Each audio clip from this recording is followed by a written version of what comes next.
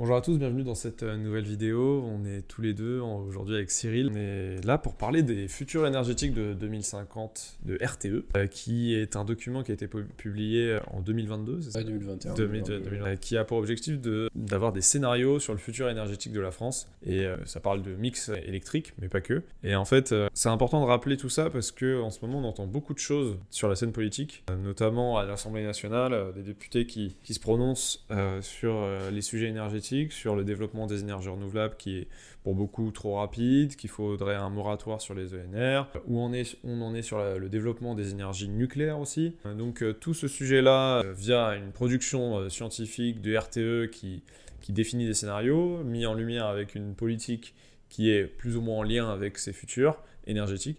Qu'est-ce qu'on en fait de tout ça? Comment on le synthétise? Comment nous, citoyens informés, voulons agir, voulons débattre, voulons réfléchir? Comment on s'inscrit dans ces notions-là? Est-ce que le futur énergétique, qui datait de 2021, du coup, est déjà dépassé? Tout ce sujet-là. Est-ce que, Cyril, tu saurais présenter les futurs énergétiques de RTE rapidement? Ouais, merci pour la question. Personnellement, c'est vrai que c'est des sujets qui m'intéressent depuis qu'on a eu le gros choc de 2022, où j'ai compris que l'énergie, c'était pas aussi évident que ça. Enfin, c'est pas bien garanti quoi qu'il arrive. Et où j'ai vu que aussi, on n'allait pas trop s'en sortir d'un point de vue climat et tout le reste si on restait dans... Enfin, j'ai questionné la transition énergétique, en fait, à quoi elle servait et qu'est-ce qui pouvait la menacer ou au contraire l'accélérer. Donc c'est dans ce contexte-là que je suis tombé sur les futurs énergétiques de RTE. C'était au bon timing pour te questionner là-dessus. Bon, franchement, la crise de 2022, c'était une année assez... Enfin, je trouve que si on comprend ce qui s'est passé en 2022, ça ouvre plein de pistes parce que tu as eu justement le manque de la corrosion sous contrainte, etc. Tous ces enjeux sur l'outil de production nucléaire qui est notre principale force dans le mix aujourd'hui. On se pose beaucoup de questions quand on est en difficulté. C'est ça. Sujet de sécheresse sur l'hydraulique, sujet d'approvisionnement, guerre en Ukraine. Enfin, 2022, tu avais un panel de tous les trucs. Pour vous remettre dans le contexte, 2022, on avait un ministre de l'économie, Monsieur Le Maire, qui disait attention, mettez un col roulé, on va avoir froid parce que peut-être qu'on va devoir délester des gens, ne pas avoir de chauffage, réduire. Il y a eu la stratégie nationale bas carbone à ce moment-là avec Elisabeth Borne qui disait aux Français attention, les chauffages c'est 19 degrés, c'est pas 21 degrés. On essayait de grappiller de l'électricité partout où on pouvait. Et ça, on l'a un peu oublié. C'est clair, et pourtant ça a joué le rôle. Quand on regardait les rapports de RTE justement sur ce qu'a permis tous ces efforts de sobriété, ça a permis de soulager quand même le système et de moins dépendre d'autres moyens de production. Mais avec cette nuance sur cette sobriété, je ne sais plus exactement le ratio qu'il disait, mais c'était du 2/3, 1/3. Une partie subie pour raison de on n'avait pas l'argent pour assumer ça, et une partie choisie d'essayer de réguler leur chauffage, de mettre des cols roulés. Il y a eu un panel de questions énergétiques, et donc je suis arrivé dans ce moment-là.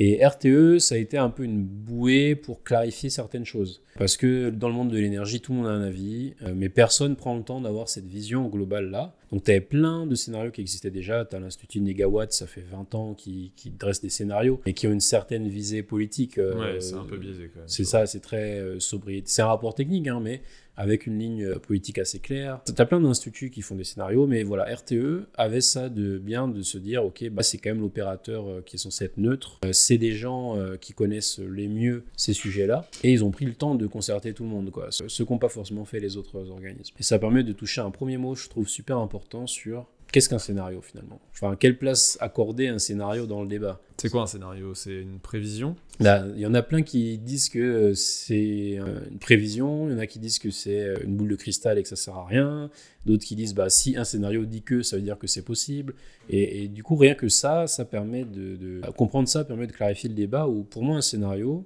tu vas partir de certaines hypothèses et avec une certaine méthodologie, avec une certaine qualité des données que tu mets, arriver à des chemins possibles, mais aucun de ces chemins n'est certain, Et l'exemple que parfois je prends, c'est Google Maps. En fait, quand tu veux te déplacer sur un trajet que tu connais pas, tu vas rentrer ton point de départ, et hop, il te propose plein de scénarios. Est-ce que tu veux utiliser la voiture, le vélo, à pied, le bus, etc. Enfin...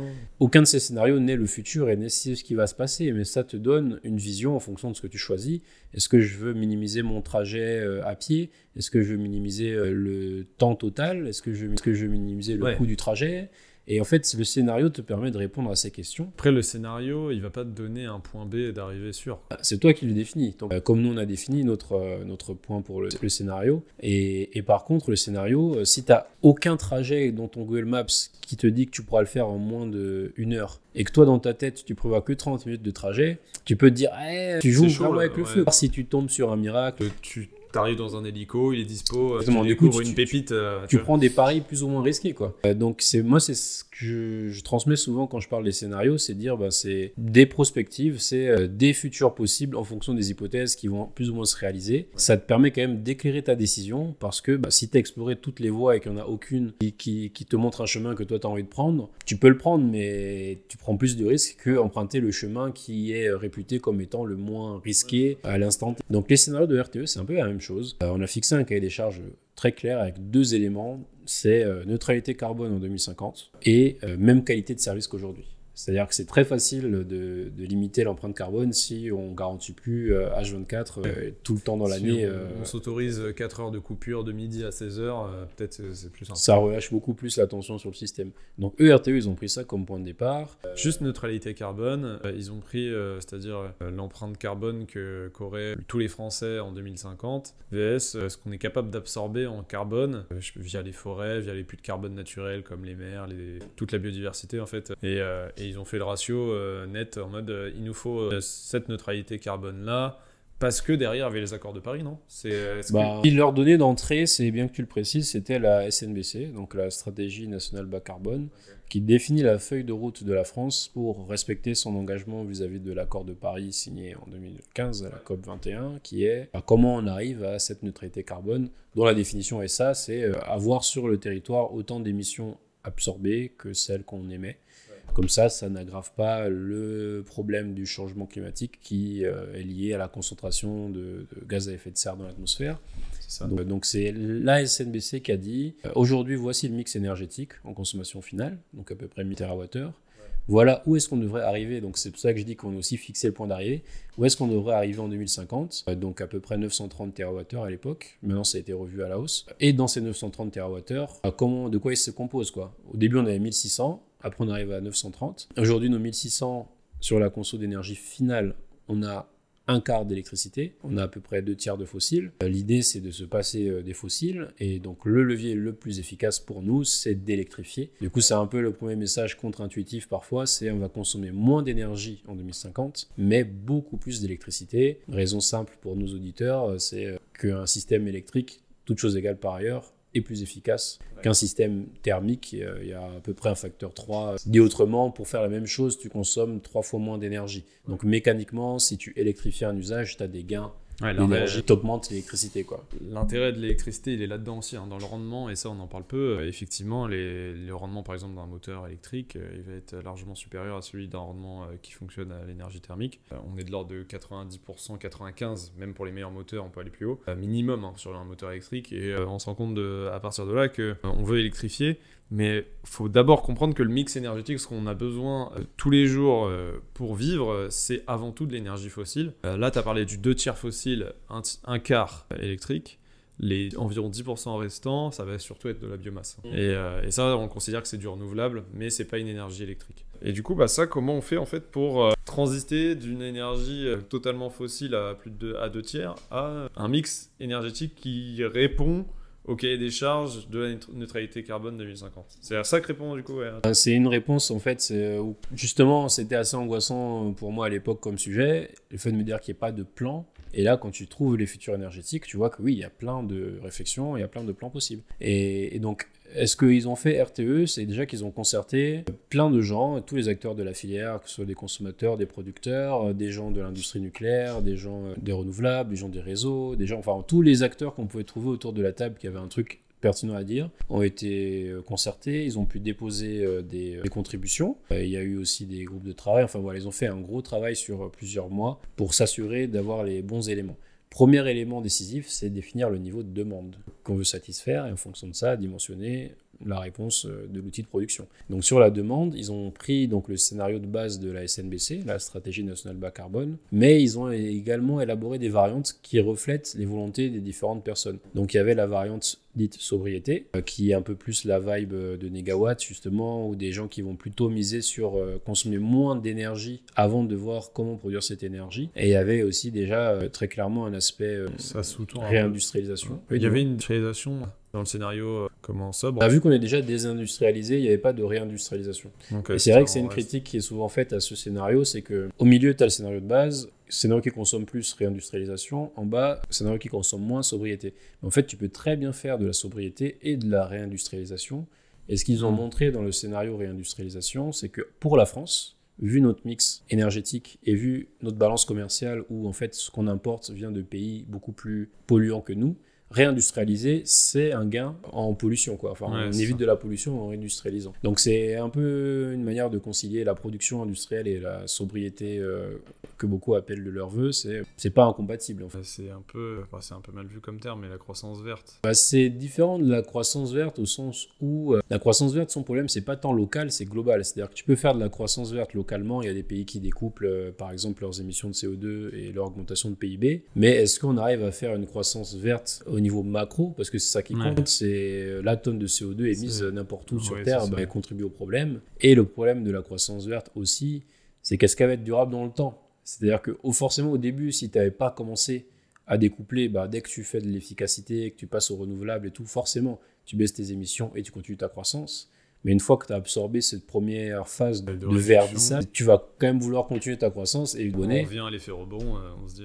c'est ça. Et aussi, la croissance ne regarde que le carbone. Est-ce que tu arrives à découpler sur le biodive, sur l'empreinte foncière, sur la conso, sur tout le reste C'est un autre sujet avec la croissance verte.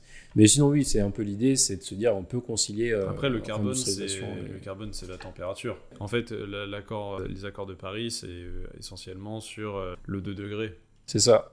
Et après, le sujet biodiversité vient un peu en annexe, même si ça en fait partie, évidemment, que la température impactera la biodiversité, mais en fait, on veut préserver une planète habitable le plus possible, donc on pense à la température, donc on pense au carbone. Donc ça fait sens quand même de se dire, on priorise le carbone. Ça peut faire sens, mais quand tu sors du scope, par exemple, que tu prends le travail du Stockholm Resilience Center, qui depuis les années 70-80 a essayé de voir justement quelles sont les conditions pour une planète habitable pour notre espèce avec notre civilisation actuelle.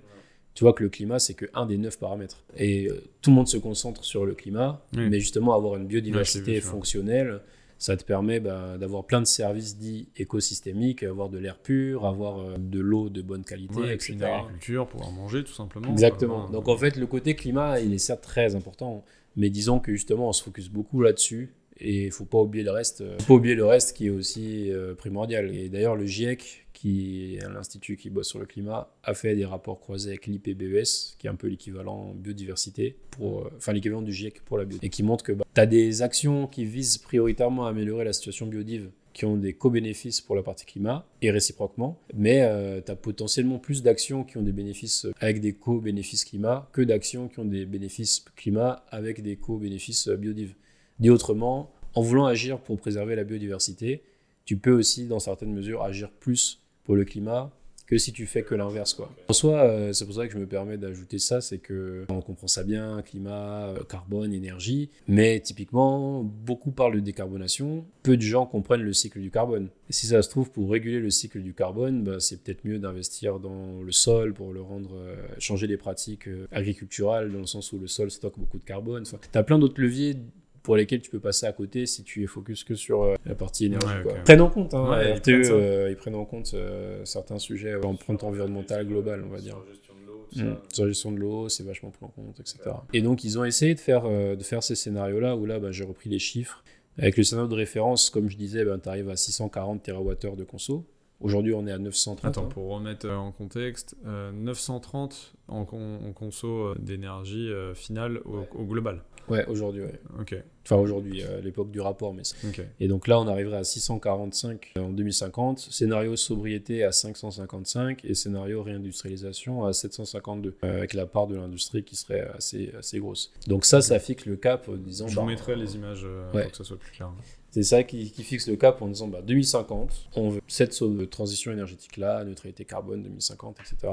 Voilà ce qu'on doit viser avec du coup une certaine part d'électricité, quoi. Donc c'est ce que RTE essaie de regarder, c'est pour fournir cette électricité du coup massivement, parce qu'on doit quasiment... Marianne Legnaud, elle parle beaucoup de la deuxième électrification. Marianne Legnaud, c'est la présidente du directoire d'Enedis, voilà. la chef d'Enedis. Big up. On doit produire ce que beaucoup de gens ne comprennent pas, c'est qu'on doit produire énormément d'électricité en plus, quoi. Et souvent, les gens, on est déjà décarboné en électricité, on a 3/4 de nucléaire. Certes, mais la question, c'est pas celle-là. La question, c'est est-ce qu'on arrive à fournir l'électricité pour décarboner nos 2/3 de fossiles ? C'est pas est-ce qu'on arrive à fournir l'électricité pour la conso aujourd'hui, ou là, oui, la réponse est... Et cette électricité, en plus, dans les scénarios, on imagine quel moyen, quelle filière sera utilisée. Parce que moi, je suis tout à fait d'accord sur le fait qu'on a besoin de plus d'électricité pour remplacer les énergies fossiles. Et maintenant, c'est comment opérationnellement on met ça en œuvre, où là, il y a beaucoup de débats. Et il y a souvent le conflit ENR, nucléaire, le fameux famoso, et en fait, c'est réduire le débat. Et c'est réduire le débat parce que là, souvent, on résume tout à noir ou blanc, mais effectivement, on sera plutôt sur un nuancier de gris. Et pourquoi, en fait ? Pourquoi est-ce que RTE explique et écarte certains scénarios ? Une fois que les gens se sont mis d'accord sur le niveau de consommation avec toutes les variantes possibles, venait l'idée de faire ce que tu as dit là, c'est-à-dire quel moyen de production. Donc c'est en ça que la concertation était super intéressante, pour prendre les aspects techniques du réseau. Là, je pense que peu de gens sont mieux placés que RTE pour le prendre en compte, parce qu'ils ont l'historique de gestion du réseau. Ils coopèrent avec l'ENSOE, qui est l'organisme européen qui essaye de fédérer les transporteurs. Et ils communiquent vachement avec les distributeurs, etc. Enfin, disons qu'ils ont un potentiel pour savoir comment gérer un réseau avec des modèles du coup, qu'on peut considérer comme étant assez fiables comparé à d'autres organismes qui vont essayer de le refaire à la main, mais qui ne peuvent pas faire autant que RTE. Le fait de se dire, ok, j'ai modélisé ça, est-ce que c'est vrai ? RTE peut très bien modéliser son truc, le faire partir de 2010, le faire arriver à 2020 et comparer avec ce qui s'est vraiment passé, parce qu'ils ont tout l'historique. Tu vois. Donc c'est ça que je dis en termes de scénario. Ils ont les data. Ils ont la data, quoi. Et en plus, ils ont pris le temps de concerter tout le monde. Donc, ils ont essayé de présenter des scénarios qui représentent les volontés politiques présentes pendant leur concertation. Beaucoup qui veulent plus de nucléaire du tout. Donc, il y a des scénarios à 3 scénarios 100% renouvelables et des scénarios avec plus ou moins de nucléaire. Ça fait 6 scénarios au total.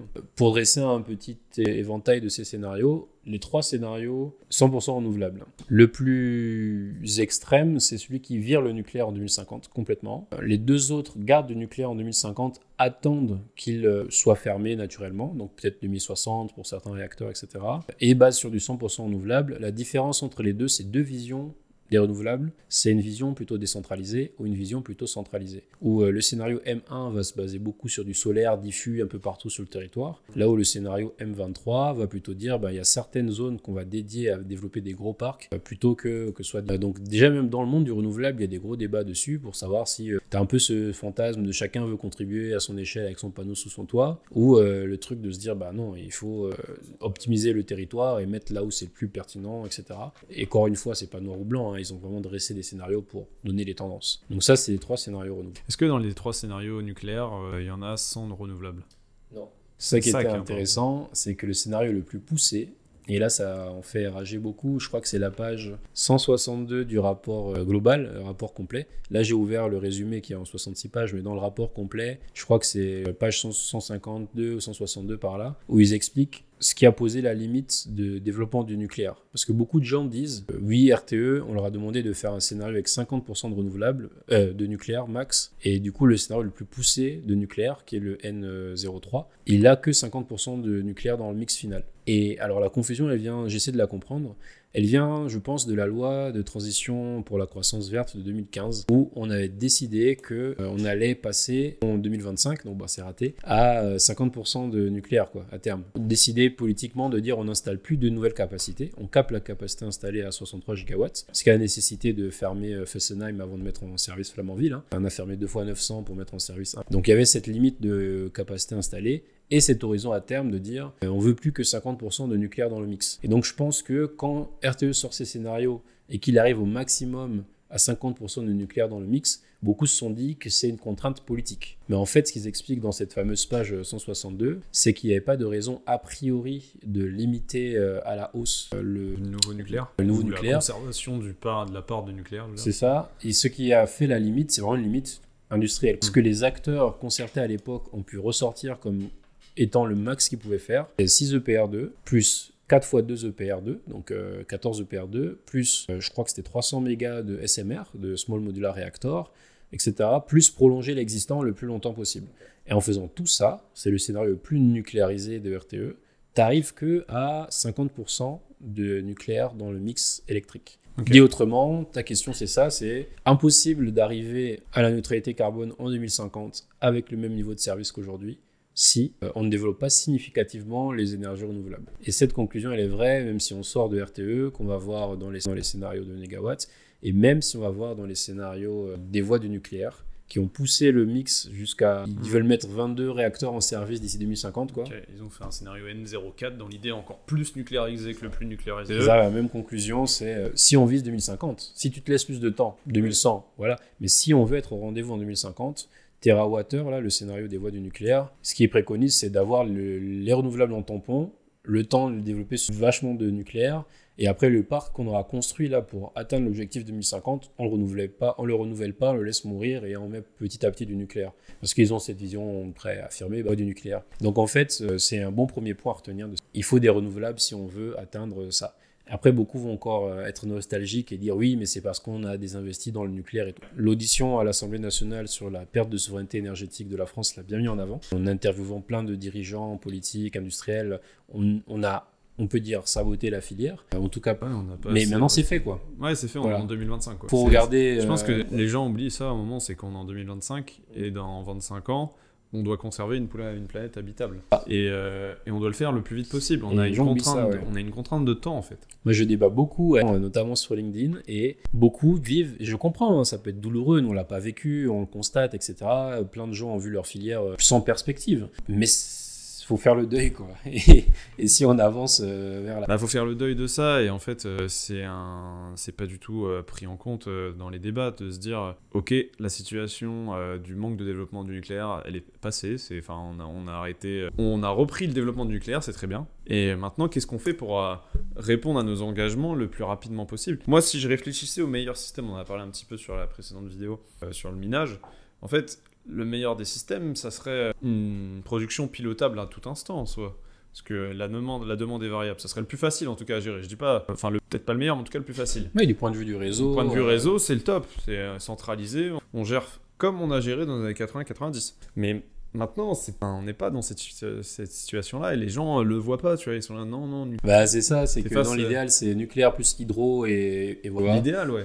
Mais on n'est plus là et il y a plein de choses aussi qui sont permises aujourd'hui par les renouvelables, juste qu'il y a plein de paris derrière. Mais disons que c'est quelque chose que je vois beaucoup dans les débats. J'en ai même qui me disent, on fait exprès d'être contre, ils prennent leur revanche, quoi. On a tellement décrédibilisé la filière que maintenant, ils veulent pas être collaboratifs parce qu'ils veulent prendre leur revanche sur ENR, quoi. Parce qu'ils se disent, en gros, les général qui priment. Il y en a pour qui non et qui disent, si on voulait vraiment l'intérêt général, on n'aurait pas saccagé la filière. En fait, ils sont vraiment dans un deuil à faire et ils se disent, en fait, ce qui a permis de délaisser le nucléaire, c'est l'alternative des renouvelables. Si elle n'avait pas été là, on n'aurait pas cru qu'on pouvait faire autrement que du nucléaire, etc., etc. Donc, ils font porter à la filière quelque chose qui était mis en avant par les anti-nucléaires, notamment certaines associations, Greenpeace et compagnie, qui disaient c'est bon, on a les renouvelables, plus besoin du nucléaire aussi, donc à charge de revanche, j'ai envie de dire, mais du coup comme tu dis, ça nous fait perdre du temps et on prend beaucoup d'énergie, beaucoup de jus de cerveau pour des choses qui sont pas forcément utiles. Donc ça c'est un premier enseignement très important des futurs de RTE, c'est qu'on peut pas réussir la transition sans... Je vous mettrai le document que parcourt Cyril en ce moment, le résumé, c'est 66 pages, mais 66 pages, vous les lisez, vous allez retenir plein de choses pour votre vie. L'enseignement 4, atteindre la neutralité carbone en 2050 est impossible sans un développement significatif des énergies renouvelables. Parce qu'ils ont fait 18 enseignements, ils ont résumé leur rapport en 18 enseignements. Donc ça, c'est Ce qui est assez intéressant aussi, c'est que c'est très politisé ce sujet-là.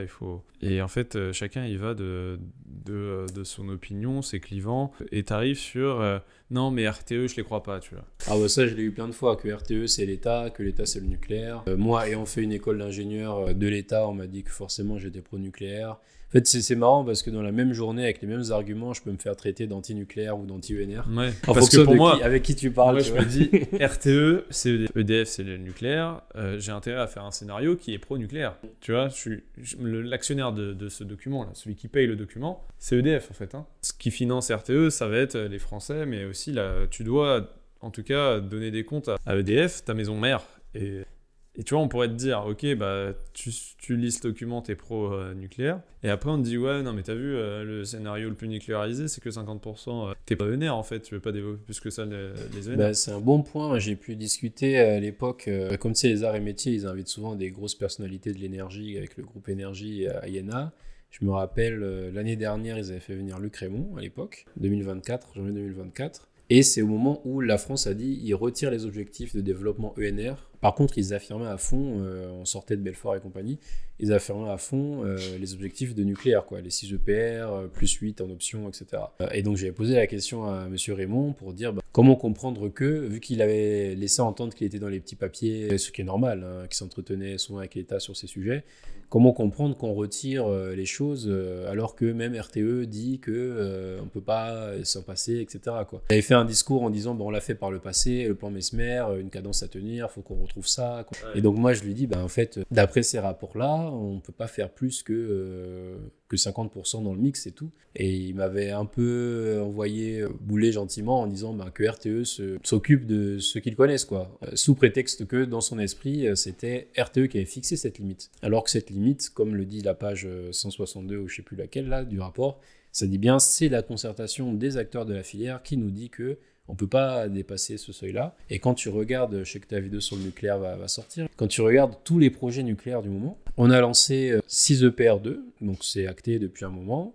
On attend toujours le design des centrales. On prévoit à peu près 100 milliards pour l'instant. On a lancé, là, Bernard Fontana, dans son audition, a dit qu'il donnera les éléments d'ici la fin d'année pour être en mesure de décider sur les 8 EPR supplémentaires. Ça, c'est acté. Discours de Belfort, de Macron, 2022. 6 EPR plus 8 en option. Les Small Modular Reactors, c'est le projet d'EDF. 300 millions qui ont été accordés dans le cadre de France 2030 pour le lancer. Le nucléaire, même des neutrons rapides, est relancé au Conseil, là, en mars, Conseil nucléaire par Macron et des compagnies, mais là c'est relancé, tu vois. L'Europe qui, pareil, dit qu'ils vont investir. T'as vu, il y a même la Belgique qui a signé avec le ministre de l'Industrie belge qui a signé cette semaine avec le ministre de l'Industrie française, Marc Ferracci, sur le développement de nucléaire en Belgique, tu vois. L'association avec la France. Et la Belgique se remet à fond dans le nucléaire aussi. Alors qu'ils l'avaient délaissé, c'était d'ailleurs géré par Engie et EDF, on ne saura pas qui sera en Belgique, mais en tout cas la France sera en Belgique.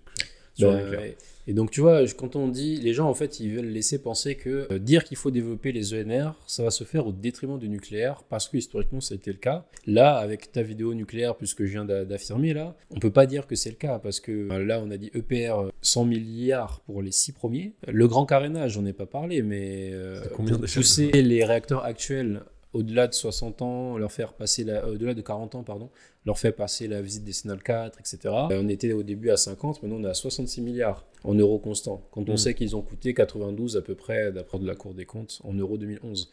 Donc on réinvestit dedans à fond, quoi, et c'est bien, tu vois, je dis pas que c'est une mauvaise chose, mais on peut pas dire que le nucléaire, les feux sont verts, quoi, que ce soit politiquement ou économiquement, et ce qui fait défaut, c'est notre capacité industrielle, c'est les compétences. C'est le temps métal. C'est ça, exactement. C'est l'industrie derrière, en fait. C'est ce qu'ils évoquaient dans le rapport, c'est dire, là, toutes les décisions qui sont prises, c'est le max de ce qu'on pouvait espérer. Ça sert à rien d'annoncer 22 réacteurs. On n'est pas capable qui est-ce qui va les construire? Il faut refaire la filière, il faut reformer, etc. Donc c'est un autre point très, très bien de ce rapport, c'est qu'il dit faut qu'on agisse vite. Et là, au niveau nucléaire, je trouve qu'en 2 ans, le paysage a complètement changé.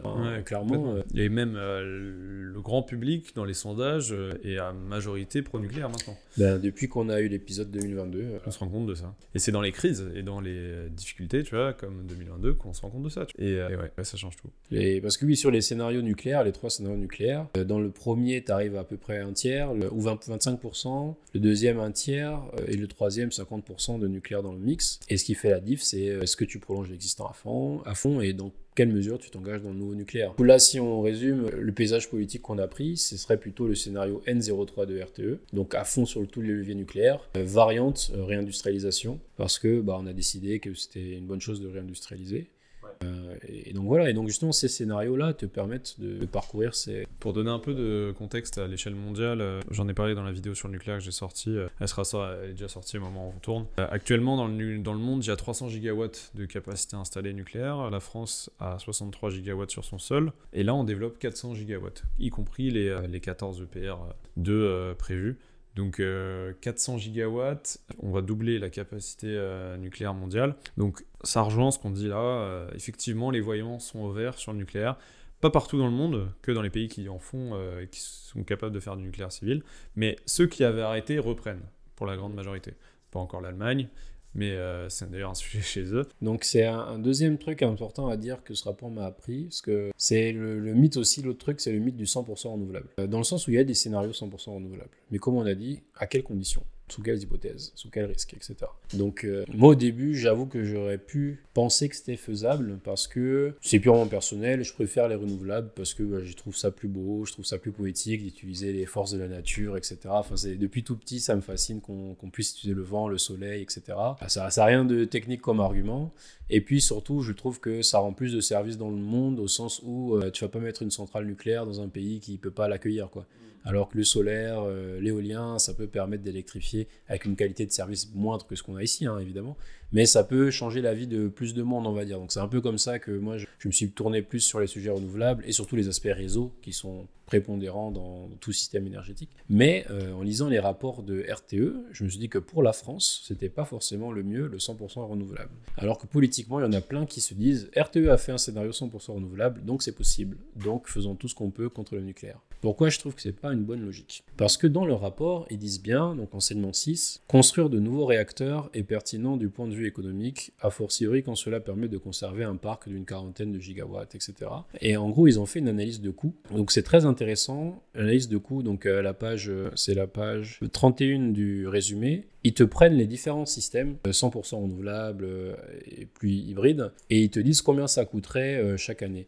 Et donc, ce qui est intéressant, c'est si tu prends le système le moins cher côté renouvelable, il est quand même chaque année plus cher que le scénario nucléaire de référence, à hauteur de 10 milliards par an. Tu peux donner les montants Ouais, donc ce serait... Je l'afficherai en même temps. Hein. Ouais, 71 milliards par an que coûterait le scénario M23. Donc, du renouvelable avec gros parc de production, donc qui est réputé comme étant moins cher que le renouvelable avec plus de centrales diffus. Ça, même les études de l'ADEME le montrent, quoi. 71 milliards. Si tu prends le scénario N2, donc avec 6 plus 8 EPR, sans SMR et compagnie, tu vas 61 milliards par an. Et donc dans ces coûts-là, ce qui fait vraiment la différence, c'est les coûts du réseau, en fait, au sens où tu as besoin de plus de flexibilité, tu as besoin de plus de choses pour intégrer une forte part de NR, les fameux coûts complets des ENR. Gestion complexe du réseau. C'est ça, coût pour la distribution, coût des flexibilités, qui est beaucoup plus haut quand tu es avec du 100% ENR. Voilà, donc ça, c'est des trucs intéressants. Et ensuite, ils ont fait une espèce d'étude de sensibilité, c'est-à-dire en faisant varier les paramètres économiques, est-ce que ça reste vrai ? Par exemple, si le coût du financement du nucléaire, donc le coût auquel tu empruntes de l'argent pour financer le nucléaire, est supérieur au coût de financement des renouvelables, si le coût des flexibilités est élevé, si le coût des projets en mer, etc. Enfin, ils ont fait varier plein de coûts. Et en fait, tu pourras montrer ça dans tous les scénarios, en fait, quelle que soit la configuration, les hypothèses économiques que tu prends, même avec un coût du nucléaire très lourd à financer et un coût du renouvelable très peu cher à financer, ça reste vrai, quoi. En fait, ça qui est intéressant dans les scénarios, c'est que tu prends plein de variantes et tu vois que... Parce que beaucoup vont dire, oui, mais ils ont sous-estimé tel truc.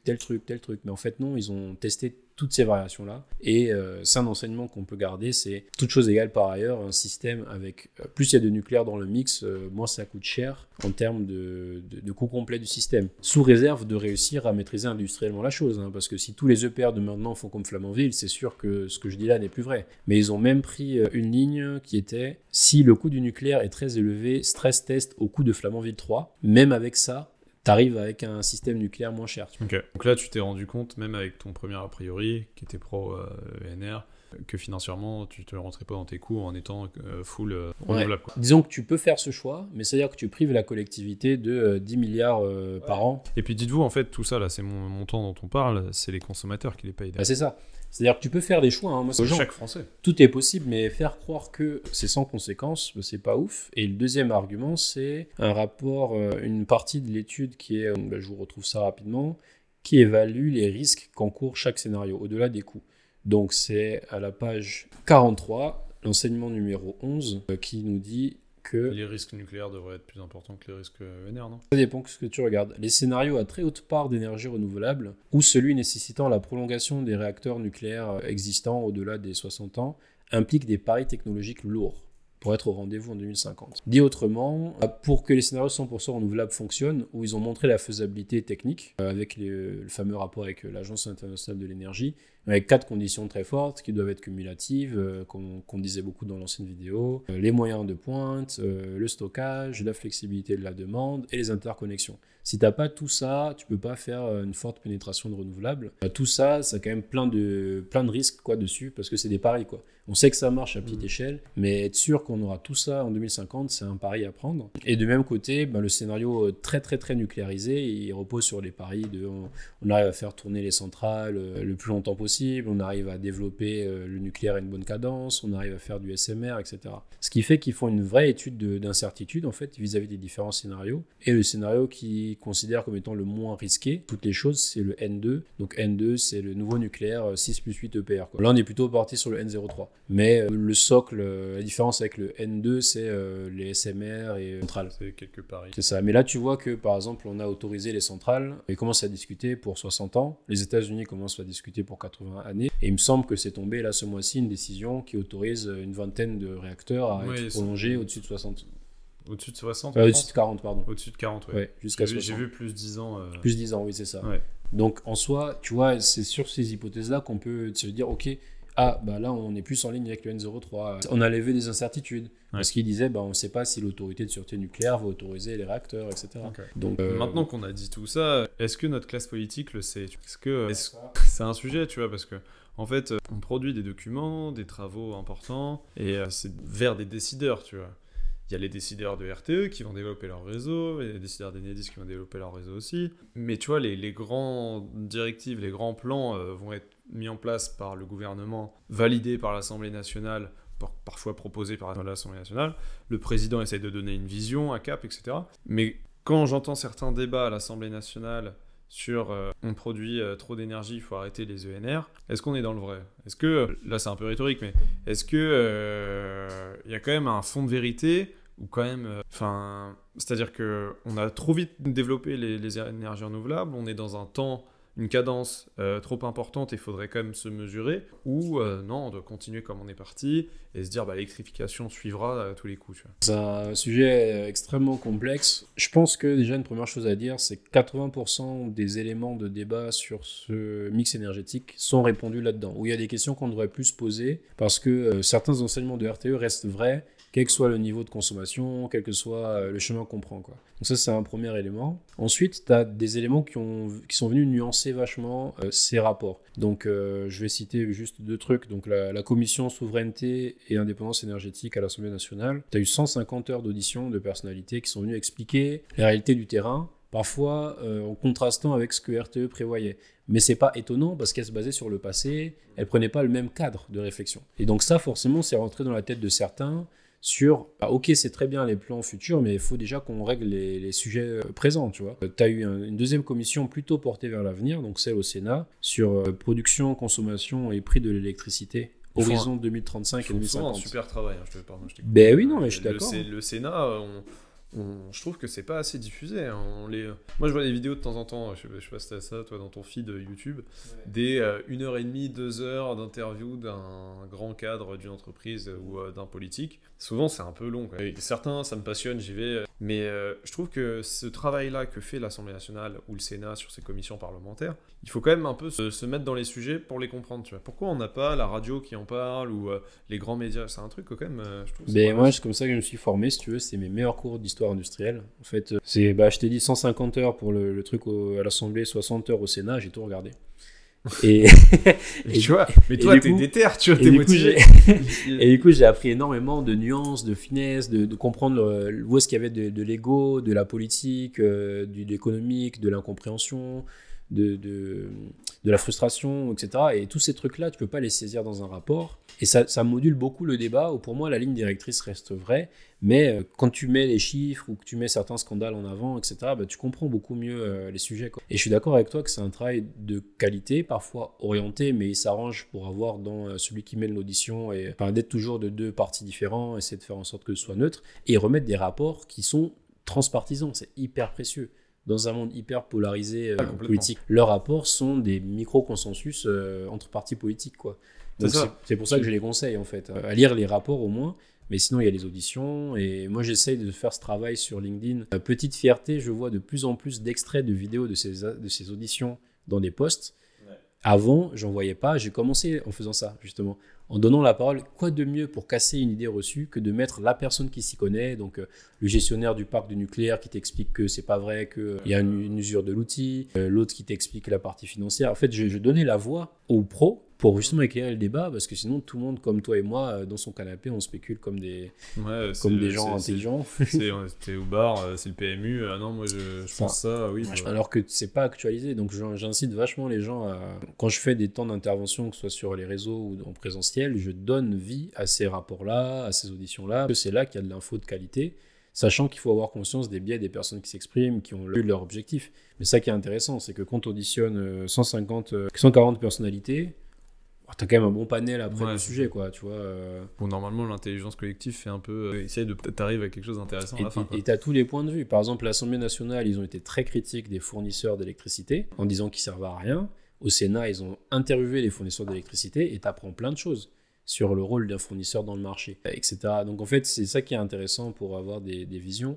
Et du coup, pour répondre à ta question, je pense que tous ces éléments-là, en fonction des territoires que tu as, que tu représentes, des gens qui vont être plus ou moins contre les ENR pour des raisons de paysage. Tu vois, les gens qui critiquent sur la côte à Saint-Nazaire le fait qu'on voit les éoliennes au loin et que la maison secondaire, depuis quand on regarde la mer, on voit une pale tourner, c'est quand même un peu problématique, non ? Carrément, où en fait, on a grandi dans un monde où on nous fait croire que tout est magique. On ne se rend plus compte de ce qu'il en coûte de répondre à nos besoins. Moi, j'ai grandi dans un autre pays qu'ici, un pays, le Gabon, où sur la côte ouest, production de pétrole et de bois. Dans l'intérieur des terres, mine de manganèse qui sert à beaucoup d'alliage d'acier, mine d'uranium aussi, à Mounana, qui a été fermée il n'y a pas longtemps. Il y a du fer, etc. Là, t'inquiète que ton paysage... Et ça sert pas au Gabon, en plus. Et ça sert très peu au Gabon. T'inquiète que ton paysage, il est bien transformé. Là-bas, on sait très en amont de la production. On sait ce qu'il en coûte d'avoir de l'énergie. Ouais. Et ici, les gens, ils veulent le beurre et l'argent du beurre, quoi. Ils veulent rien sur leur territoire, mais ils veulent de l'énergie. Alors qu'il y a certaines communes très motrices sur les ENR, même si c'est une vue de l'esprit, qui disent, nous, on consomme tant, on veut développer tant de puissance pour être autosuffisant en énergie. C'est une vue de l'esprit parce que le réseau interconnecté, le kilowattheure que tu consommes, il vient peut-être d'une autre région, voire d'un autre pays, mais au moins ils veulent mettre à la contribution leur territoire à hauteur de ce qu'ils consomment, tu vois. C'est un peu logique. Et il y en a juste, ils se disent, c'est moche, du coup on fait pas, et parce que ma maison au bord de la mer, elle a perdu de la valeur, donc j'appauvris mon patrimoine, j'appauvris ce que je lègue à mes enfants, donc je suis contre les ENR, tu vois. C'est un problème de riche qui a oublié le fond des choses, en fait. Il y en a, ils parlent de saturation visuelle, ils ont trop d'éoliennes. Bon, moi j'aime bien voir plein d'éoliennes, donc c'est des goûts perso, je pense. Après, je peux comprendre que ce soit pas agréable de te faire encercler d'éoliennes, mais le je bruit, pense que ça arrive pas tant. Le bruit, tu as des études d'impact qui sont faites où tu mesures au sonomètre vraiment le niveau sonore. Il faut que tu restes en dessous de ce qui est réglementaire, etc. Donc ça, en général, quand il y a un problème, les développeurs sont assez au taquet là-dessus. Donc je peux comprendre que ça gêne, tu vois, mais disons que moi, je serais bien que quand on veut rouvrir des mines en France, par exemple, pour être être souverain sur la ligne véhicule électrique où on a lancé les gigafactories, les machins. Maintenant, il faut repartir aussi sur le lithium et essayer de trouver du lithium européen, voire français. T'as plein de gens levés de boucliers. Non, on veut pas de mine sur le sol français. Ouais, c'est ça. Tu veux une souveraineté ou pas, en fait ? C'est la question. Je pense que c'est parce qu'on a été assez habitué à avoir ce qu'on voulait quand on voulait. Le monde agricole, c'est pareil. En fait, on n'est plus habitué à faire des choix, non ? Plus habitué à faire des choix. Des concessions, tu vois. Et sur l'agriculture, c'est pareil. Quand j'ai réalisé qu'avoir de la tomate mozza en hiver, c'était pas forcément naturel.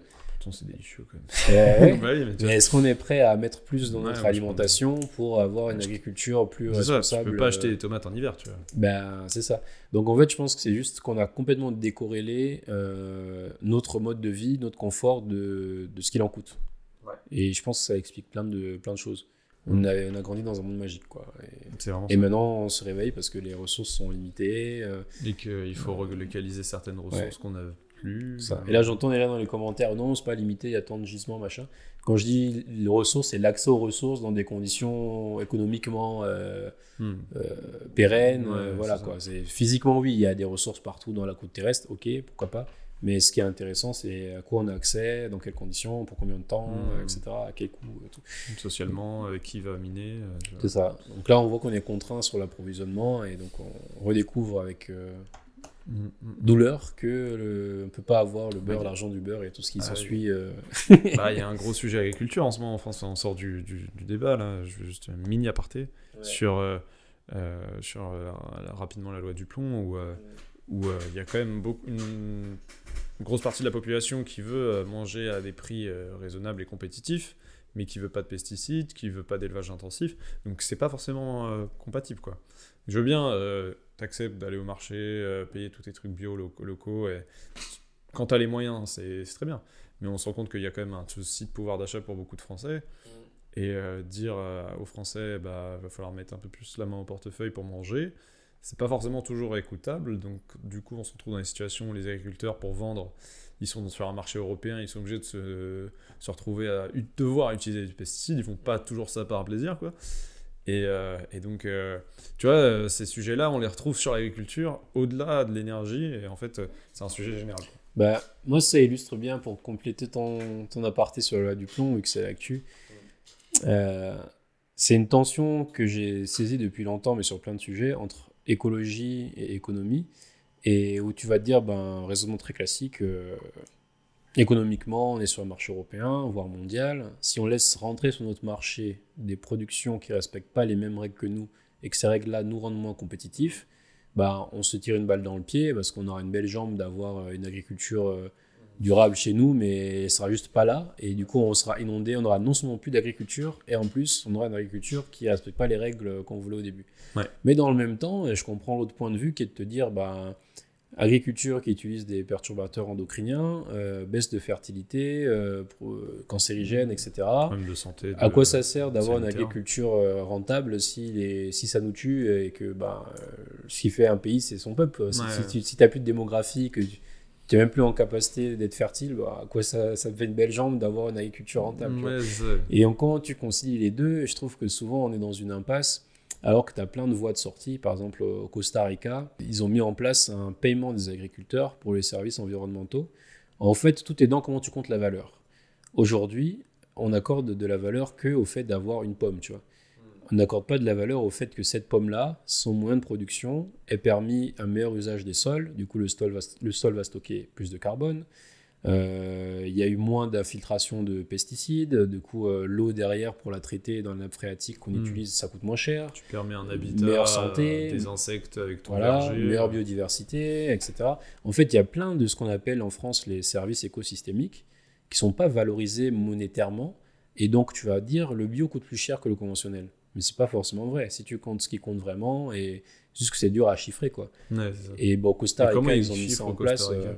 Il y a plein de méthodologies. En France, il y a la méthodologie CARE, donc compta écologique, la chaire de compta écologique qui est tenue comme par hasard par Agro, par Hightech, ou dans l'agriculture, vu qu'ils bossent avec le vivant, c'est là que tu peux mieux voir tous les impacts que tu prends pas en compte au quotidien.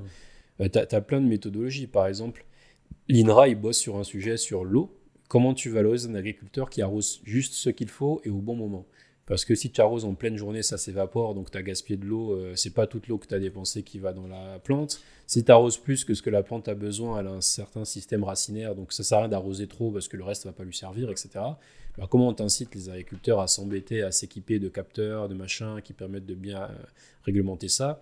Tu compares avec le coût de la réserve en eau. En fait, quand il y a des limitations de sécheresse, tu sais qu'on va te pénaliser, qu'on va donner un certain coût au mètre cube d'eau économisé. Toi, voilà, tu vois le différentiel, ce que toi tu permets d'économiser, tu te rémunères dessus.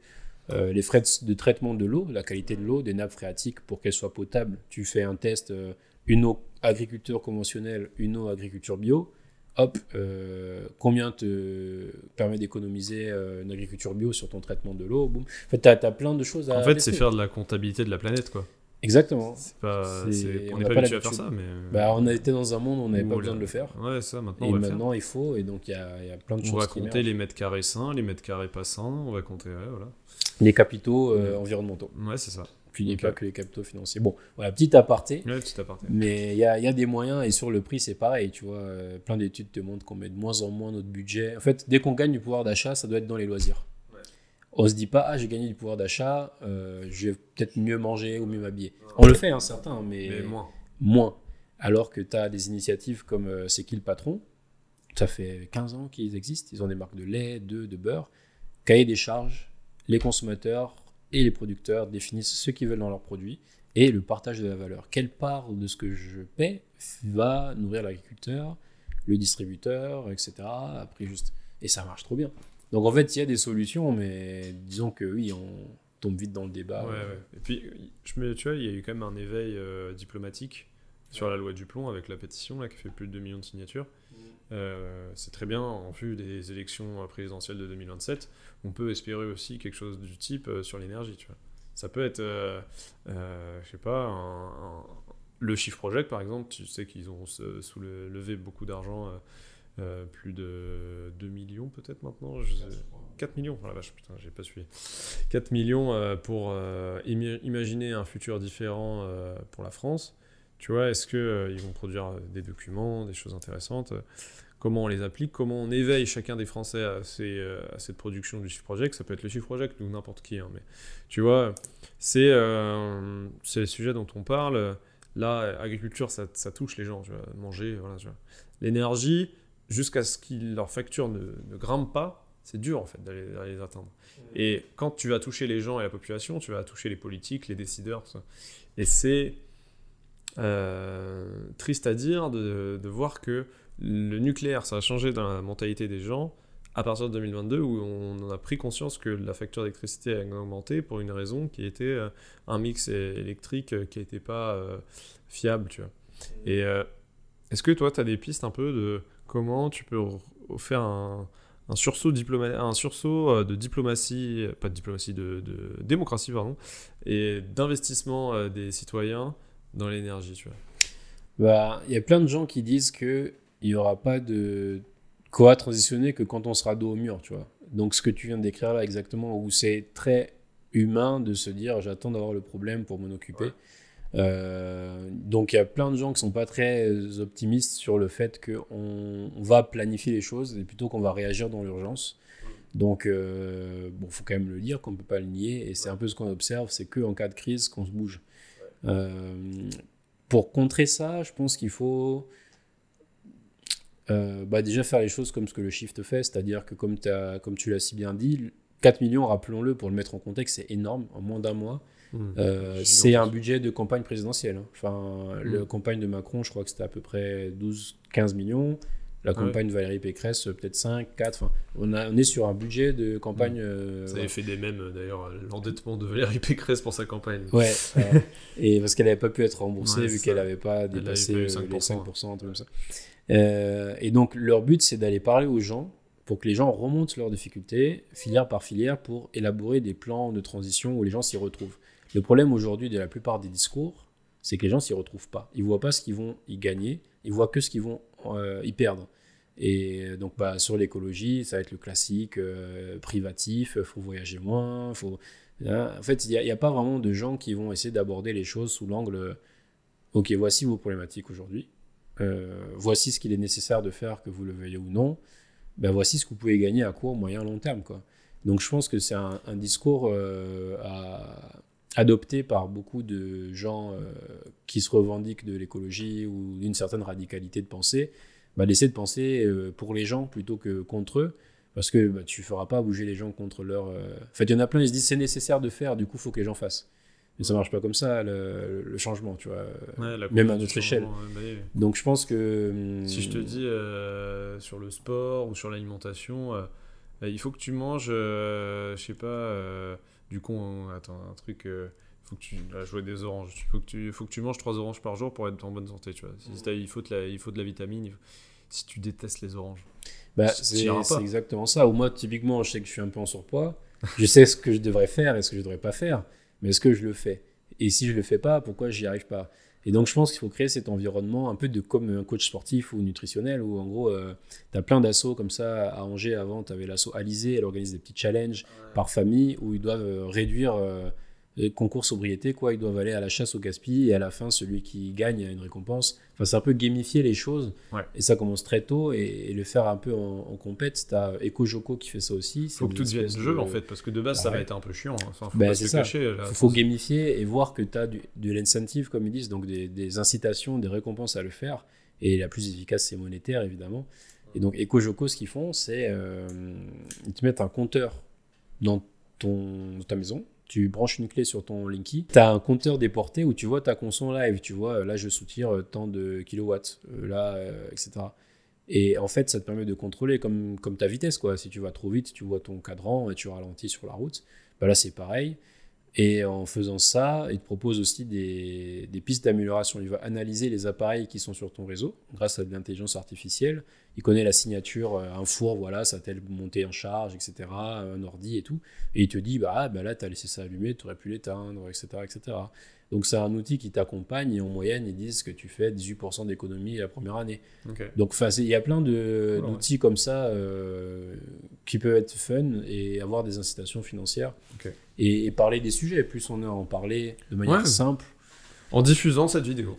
Voilà. En diffusant cette vidéo. Et perso, je fais que ça dans mes interventions LinkedIn sur l'énergie. C'est mettre en avant les rapports qu'on a dit là, les auditions. Parce qu'il y a plein de sources en vrai. On n'est pas dans un pays où... Tu vois, où c'est à toi d'aller faire tes propres études, tu vois. On a plein de gens qui y réfléchissent, quoi. Mais je peux te dire, quand j'ai fait mon master sur l'accès à l'énergie dans les camps de réfugiés, va trouver des données, quoi. tu dois faire plein d'hypothèses dans tous les sens. Là, pour débunker des gens, quand je vois un truc que je trouve louche sur les réseaux, j'ai juste à chercher 5 minutes. Et en général, je trouve une source officielle qui confirme ou infirme, hein.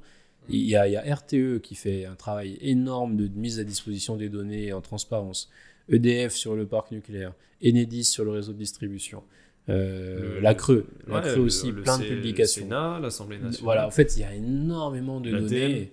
C'est ça qui est incroyable. L'IEA. Oui, il y a plein de choses en fait. Et tu as un vrai sujet sur, d'un point de vue démocratique, où tu as plein de données. Comment tu transformes ces données en informations en leur donnant un contexte, et comment tu transformes cette information en connaissance, c'est-à-dire en choses que les citoyens au quotidien peuvent mobiliser pour prendre des décisions. Je pense que c'est ça qu'on doit travailler, parce que la donnée, elle est là, il y en a à foison. L'information, elle commence à être là, mais elle est parfois un peu biaisée, un peu maltraitée, et puis infobésité, tu reçois plein de trucs tout le temps. Par contre, la connaissance, comment tu fais pour que les gens comprennent l'implication que ça a dans leur vie, à l'échelle individuelle, mais aussi nationale, voire mondiale. Ça, il y a peu de gens qui bossent sur le sujet, quoi. Tu sais que moi, je me posais des questions sur l'intérêt des médias quand les rapports du GIEC sont sortis. Moi, la radio, j'écoutais France Info, hein, je critique pas, mais France Info qui disait le rapport du GIEC est sorti, 300 pages, un peu long. Ce qu'on retient, c'est que on a dépassé déjà les 1,5 degrés et que ce sera très difficile de tenir les 2 degrés. En gros, je résume, on n'est pas sorti de l'auberge, c'est difficile. Mais il y a plein d'autres choses à dire sur le GIEC et qui peuvent concerner. Là, t'inquiètes, en fait, tu dis, le climat, ça va mal. Le GIEC donne plein de pistes, en plus. Et la portée médiatique de ce qui a été montré du GIEC, c'est le climat va très mal, ça s'empire, on n'a pas des solutions qui sont en accord avec ce qu'on avait dit aux accords de Paris, justement. Et en fait, on se retrouve avec des médias qui soit font peur sur le climat, donc les gens ne veulent pas écouter, soit... ne propose aucune solution. Et en fait, il n'y a pas d'analyse de l'information, quoi. C'est ça qui est dommage. Et c'est un peu un rôle des médias traditionnels aussi de le faire, tu vois. En Angleterre, je regardais un peu les news quand j'y étais. Ouais. Tu avais la représentante des conservateurs là-bas qui expliquait que les ENR, c'était pas bien, que ça faisait monter les prix et que c'était cher, tu vois. Elle passe en interview au journal. La journaliste, elle l'accueille avec un écran comme ça. Elle lui montre toutes les cartes des pays. En fait, la corrélation qu'il y a entre un pays qui a un mix avec beaucoup de NR ou contre un mix avec beaucoup de fossiles, quoi. En gros, elle lui démontre que entre un système, parce que le nucléaire, on est un peu une particularité. Les autres, c'est plutôt arbitré entre les moyens thermiques et les moyens renouvelables. Elle lui montre qu'en fait, quand tu as une forte pénétration de renouvelables, ton coût moyen des marchés baisse, quoi. Ce qui s'explique par ce qu'on a dit dans les autres vidéos. Et elle confronte la politique avant de lui poser des questions avec des faits. Elle lui montre les rapports, les analyses des marchés, des machins. Elle dit, pourquoi vous dites aux gens que les renouvelables vont nous faire monter le prix alors qu'on a beaucoup de gaz et que dans le même temps, tous les pays qui ont un mix avec beaucoup de renouvelables, ça leur fait baisser le prix marché spot et tout. Là, l'autre, avant de dire du bullshit, faut qu'elle réfléchisse bien, tu vois. Ouais. Parce qu'elle est vraiment confrontée aux faits. Ouais, c'est ça qu'il faut faire. Et ici, en fait, c'est un peu dommage où il y en a qui font des efforts. Ils ont signé une charte pour le journalisme responsable, etc. Mais c'est parfois... Là, ils ont fait un bon travail pour les canicules. J'ai bien aimé le traitement de certains médias sur la canicule. Mais il y en a qui vont ramener la canicule à la clim. Les Français, est-ce qu'il faut mettre plus de clim ou pas? Mais c'est pas le sujet principal, tu vois. Et donc c'est ça qui est dommage. Après le climat, je sais même plus si c'est le bon angle d'attaque. Ouais. Au sens où souvent je parle de sujets environnementaux sans parler de climat, parce que le climat, c'est très diffus. Voilà, c'est pas palpable. Tu parles de santé, tu as vu la loi du plomb là, ça cartonne parce que la santé, quoi, ta bouffe finalement. Ouais, ce que tu mets dans l'assiette, ça touche. C'est ça. Donc moi souvent j'essaie d'aller prendre les gens sur leur sujet à eux en leur montrant que. Tu sais, un exemple de com tout bête. Tu fais 2 photos, une assiette de ce que tu peux manger maintenant et ce que tu peux manger à plus 2, plus 3 degrés. Tu vois. Ouais. Les gens, ce qu'ils ont dans leur assiette, tu leur montres qu'en sécheresse, tout ce que tu te fais, là, ta viande, tes produits importés, tu peux plus manger tout ça. Que tu vas manger des trucs qui te donnent pas du tout envie, potentiellement. Tu montres ça, imagé, t'es là, waouh, ok. Que je vais éviter en fait ce passage-là entre les deux. Tu vois, il y a plein d'exemples un peu tout bêtes. J'avais fait la même chose mais c'est une super idée. On avait fait la même chose avec le vin. Dans l'assaut aux arts et métiers, la première fois que j'ai essayé de parler d'alimentation plus végétale, on m'a dit ouais, tu vas pas m'empêcher de manger mon saucisson. Une première initiative où je dis pourtant moi je pensais apprendre un truc cool à mes camarades. En fait, il faut avoir une alimentation un peu moins carnée, au-delà du climat, parce qu'on mange beaucoup trop de viande, 4 fois plus que ce que les médecins recommandent, parce que la santé, etc. Tu vois. Et là, paf, levé de bouclier. On a pris le problème à l'envers avec une dégustation de vin. T'emmènes les gens aux arts et métiers boire du vin, ils sont contents. Et là, le vignoble leur explique qu'en fait, on a du mal maintenant à arbitrer entre notre taux de sucre, notre taux d'alcool à cause de la sécheresse. Il t'explique qu'en 2050, le Bordeaux, on n'en parlera plus. Il t'explique qu'en gros, tout ce que va être l'impact sur le monde du vin, on pourra moins produire, quoi. Moi, je me souviens quand j'étais petit, les degrés d'alcool sur les bouteilles de vin rouge, c'était 11-12 degrés. Maintenant, on est plus sur 13-14 degrés, juste parce qu'il y a plus de soleil et de sucre, en fait, et donc le sucre devient de l'alcool. Et en fait, tu vois un impact en fait clair, tu vois, et les gens se disent, mais attends, si j'ai plus le droit au vin, là, le climat, ça devient relou, là, tu vois. Ouais. T'es 27 ans, c'est pour nous dire d'arrêter. Ah non, c'est reparti. C'est ça. Donc, en gros, ça qui est assez curieux, c'est trouver ce qui parle aux gens. Ouais, c'est ça. Et essayer de construire ce récit de société, mais en fait, parfois, tu optimises à ton échelle. Parfois, tu optimises à l'échelle nationale, parfois mondiale. Les Chinois, mais pourquoi moi? Et puis voilà. Et pourquoi tu es obligé de le faire? Parce que les gens sont quand même assez individualistes, tu vois. C'est ça aussi, il faut l'avoir en tête. Mais en même temps, c'est normal. Certains, ils se disent... on n'a pas tous le luxe de penser à la société, tu vois. C'est difficile pour beaucoup de Français aussi. Et quand ils travaillent pas, ils pensent à passer du temps avec leur famille, tu vois. Donc... Ils pourraient écouter nos podcasts. Ouais, voilà. Mais c'est pas du temps de perdu. Vous mettez ça sur votre trajet, au sport, je sais pas, et vous apprenez des choses. C'est ça. Commentez si vous avez plein de sujets. On a évoqué plein de sujets, mais c'était futur énergétique, politique, agriculture, futur de la France tout simplement et du monde. Donc, c'est beau. Mais ouais, donc pour revenir sur les futurs énergétiques, je pense que c'est un sujet. Tout le monde devrait lire au moins une fois. Enfin, tous les gens qui veulent discourir sur ces sujets-là, juste prendre le temps, une semaine, de lire juste la version résumée. 66 pages. Une semaine, 66 pages. 20 pages par jour, 10 pages par jour. Il faut bien comprendre les graphiques, jour, etc. Plus, comment on appelle la conférence de presse, que du coup Xavier et Thomas, les deux responsables du directoire d'RTE, Thomas Vérenc, pardon, et Xavier... Pichazik, je crois que ça se dit. Voilà. Ils expliquent pendant 2 heures aux journalistes le contenu du rapport. Donc ça, plus le résumé, déjà, tu prends une semaine tranquille à faire ça. Il y a plein de choses qui s'éclairent. Ils ont assez bien vieilli, parce qu'on s'en sert encore comme référence. Ouais. Et quand tu arrives à des sujets type moratoire ENR, mobilisés par tout le reste des préoccupations qu'on vient de se dire, mobilisé par l'aspect un peu que j'appelle parfois Saint Thomas, où dans la Bible, tu as un épisode où il dit « Je ne crois pas sans avoir vu ». En gros, tu as Jésus qui ressuscite. Il dit « Bah non, il faut que je touche, voir si tu as encore les traces, les stigmates de quand on t'a cloué pour croire que c'est toi, je te crois pas comme ça ». Bah, l'aspect Saint Thomas, on l'a beaucoup, où on annonce beaucoup de choses sur la transition. Et qu'est-ce qu'on constate en 2025 ?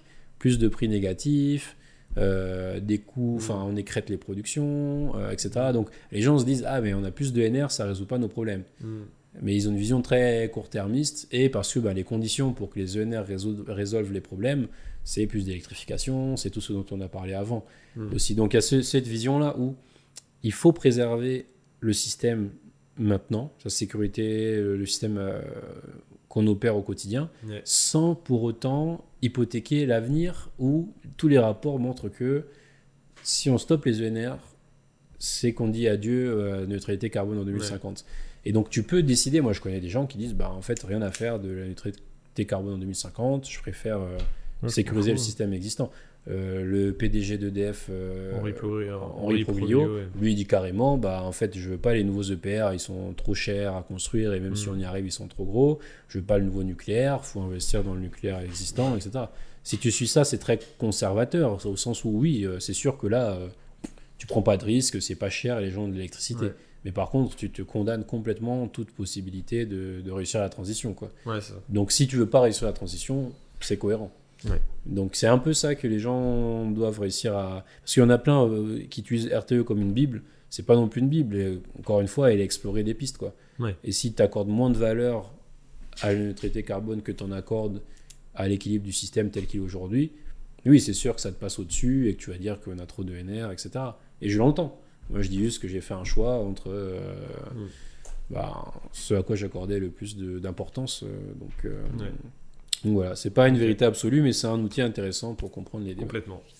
Je vous le mets en description, évidemment. Parcourez-le. Merci beaucoup, Cyril, pour ce moment. Merci à toi pour l'invitation. Je pense qu'on a bien balayé le sujet. Ouais, ça fait toujours plaisir de faire parler des ingénieurs. Ah écoute, donnons la voix aux ingés, un peu plus. On a du mal à s'exprimer, on est timide, on a peur de dire des bêtises. Donc, c'est ça. Nous on a un peu moins peur, n'hésitez pas à nous faire signaler nos bêtises dans les commentaires. Exactement. On est toujours preneurs. Merci, salut. Salut.